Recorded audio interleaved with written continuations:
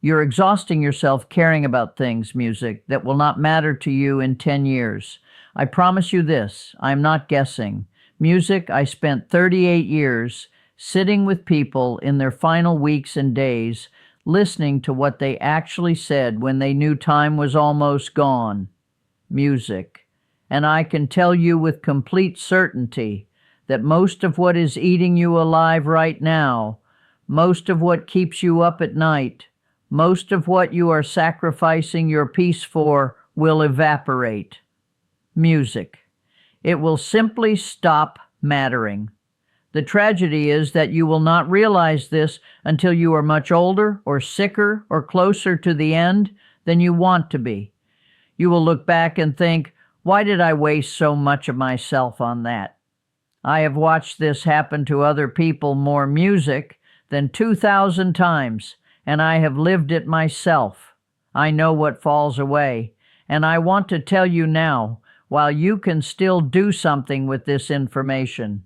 Number 1, I stopped caring about being right.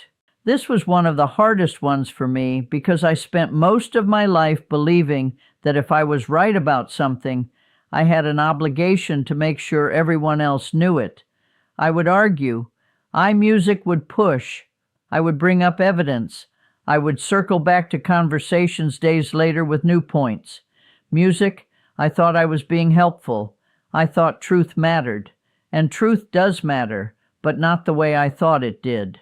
What I learned from sitting with dying people is that nobody, and I mean nobody, ever said, I wish I had won more arguments, not once in 38 years. What they said was, I wish I had not let small disagreements turn into big silences. They said, I wish I had let my brother be wrong about politics without making it a war. They said, I wish I had shut my mouth and just let it go. Being right costs something. It costs energy. It costs relationships. It costs your peace. And the return on that investment is almost nothing. You win the argument and the other person resents you. You prove your point and they dig in harder. You get to feel superior for about 15 minutes, and then the satisfaction fades and you are left with the same problems you had before, plus a little more distance between you and someone who used to be close. I am not saying truth does not matter. I am saying pick your battles. Most of them are not worth fighting. Let people be wrong. Let them think what they think. You do not need to correct everyone. You do not need to be the one who sets the record straight. Just live your life and let them live theirs. The energy you save will be enormous. Number 2, I stopped caring about being understood by everyone. There was a time when I would explain myself endlessly. If someone misunderstood my intentions, I would go back and clarify. If someone thought poorly of me, I would try to change their mind. I would craft careful explanations. I would revisit conversations. I would lie awake thinking about how I could have communicated better. This is exhausting, and it does not work. Some people are not going to understand you no matter how clearly you explain yourself. Some people do not want to understand you. They have already decided who you are and what you meant, music, and no amount of talking will change it. So I stopped. Now I say what I mean once. If someone does not understand or does not want to understand, that is not my problem to solve. I am not responsible for managing what happens inside someone else's head. I watched a woman named Patricia, this was maybe 1989, music spend her last 3 weeks trying to write letters to people who had misunderstood her throughout her life. She wanted to set the record straight before she died. She was 76 years old. She had cancer that had spread everywhere, and she was using what little energy she had left to explain herself to people who had judged her decades ago. I finally asked her, Patricia, do you think these letters will change their minds? She looked at me a long time. She said, probably not. I said, Then why are you spending your last days on this? She put down the pen. She never picked it back up.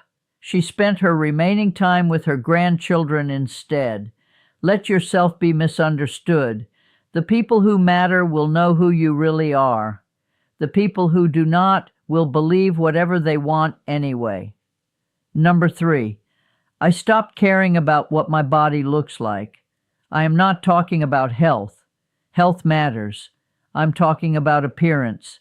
I'm talking about the way we torture ourselves over whether we look acceptable to other people.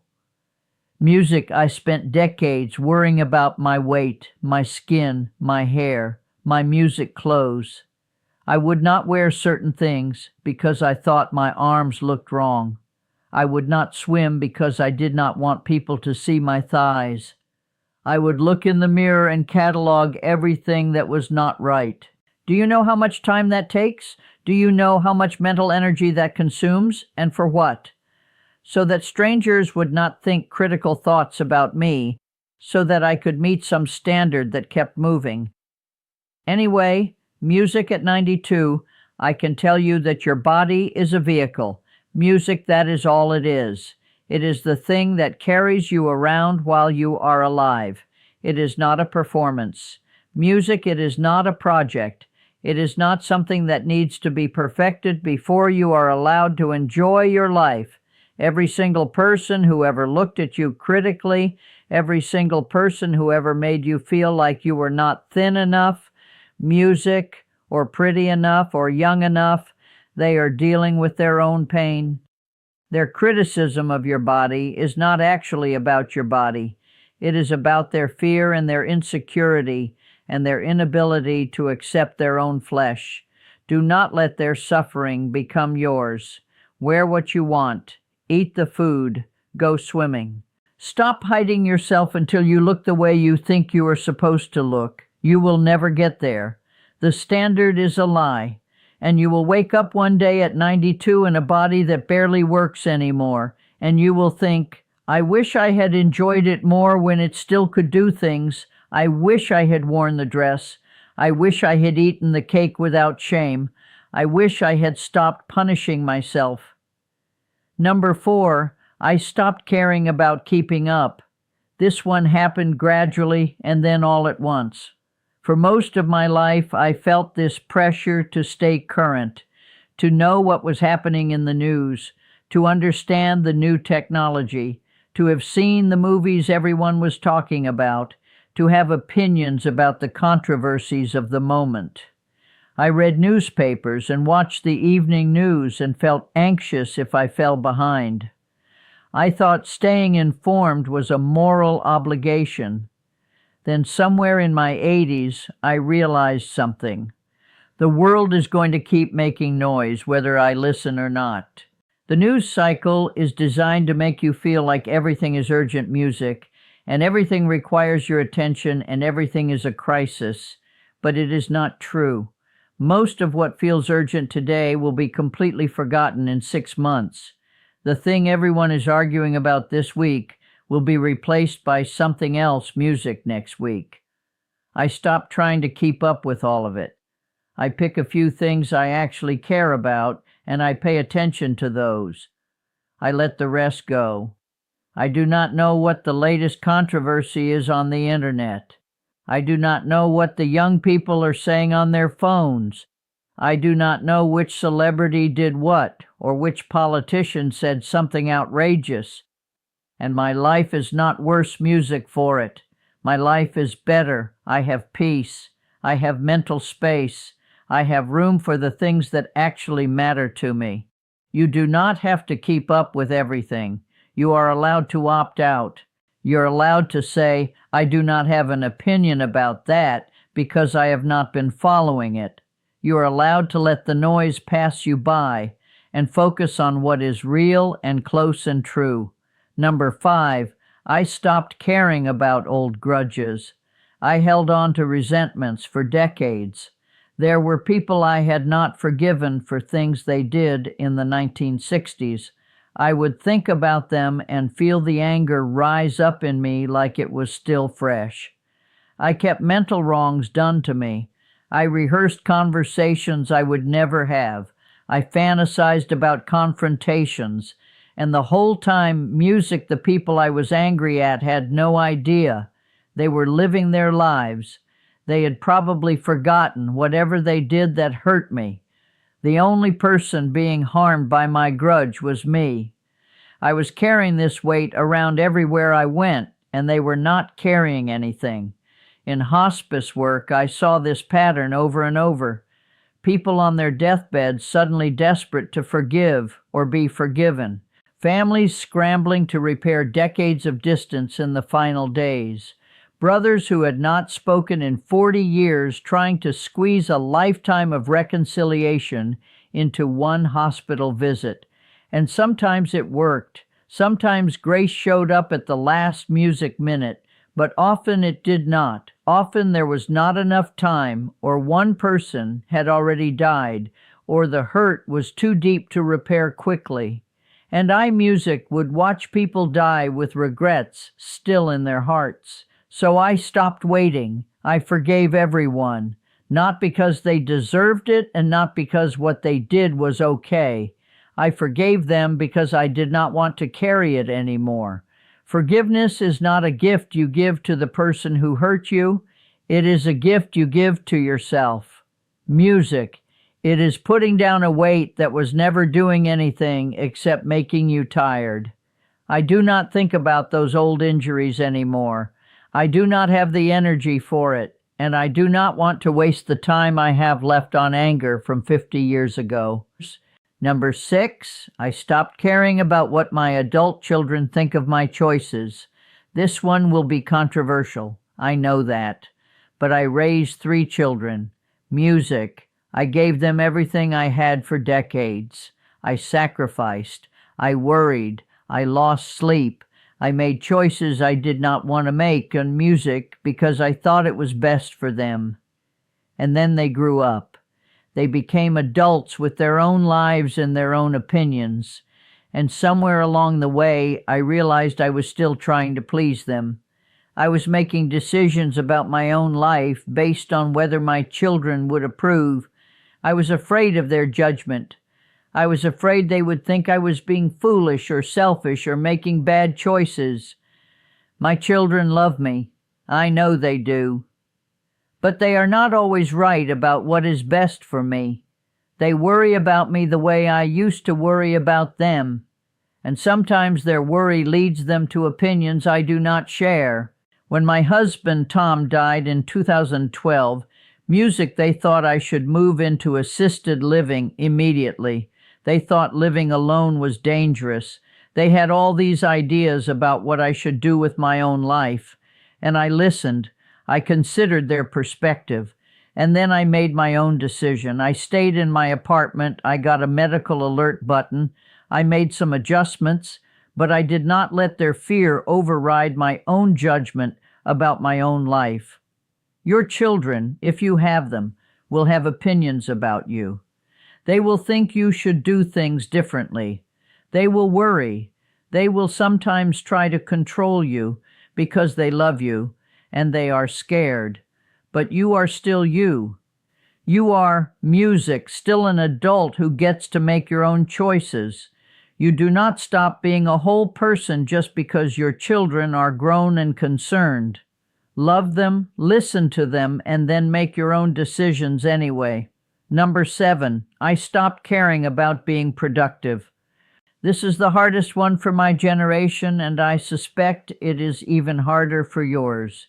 We were raised to believe that our worth was connected to our usefulness, that we had to earn our place in the world by working, by contributing, by doing something that mattered.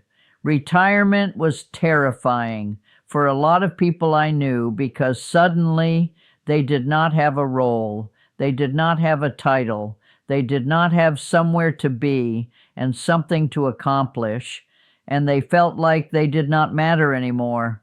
I felt this too when I retired from hospice work. I volunteered for another 20 years because I did not know how to just exist. I did not know how to be valuable without being productive. Music. And then my body started slowing down. I could not volunteer as much.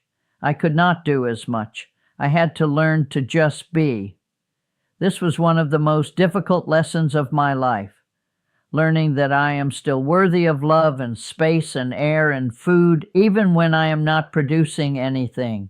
Learning that I do not have to earn my existence. Learning to sit in a chair and read a book and not feel guilty that I am not doing something useful. You are not a machine. Your value is not measured by your output. You are allowed to rest. You are allowed to take time that does not produce anything.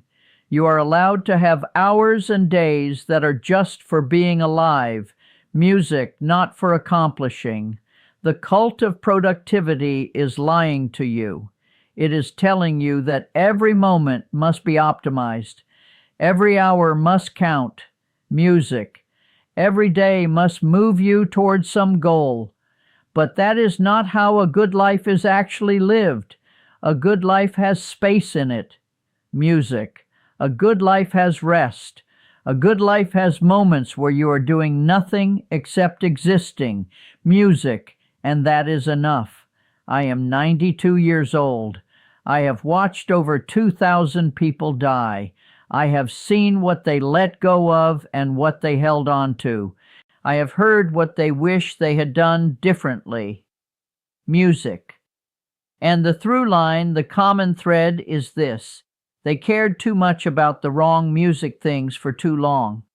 They gave their precious energy to battles that music did not matter, to appearances that faded, to grudges that poisoned only themselves, to opinions of people who barely knew them, to an endless treadmill of staying current and staying music productive and staying relevant. And at the end, none of that was what music wanted. They wanted peace. They wanted the people they loved around them. They wanted to know that their life had meant something to someone. They wanted to feel like they had not wasted it. You are wasting it right now. Some part of it at least. Some part of your energy and your attention and your heart is going to something that does not deserve it. Music. I cannot tell you exactly what that is for you, but I can tell you it is there. And I can tell you that you do not have to wait until you are 92 or until you are dying to start letting it go. Put it down now. Stop caring about it today. Save yourself for the things that will music still matter at the end, because the end is coming. It is coming for all of us. And you do not want to get there and realize you spent your one precious life caring about things that never should have had your heart in the first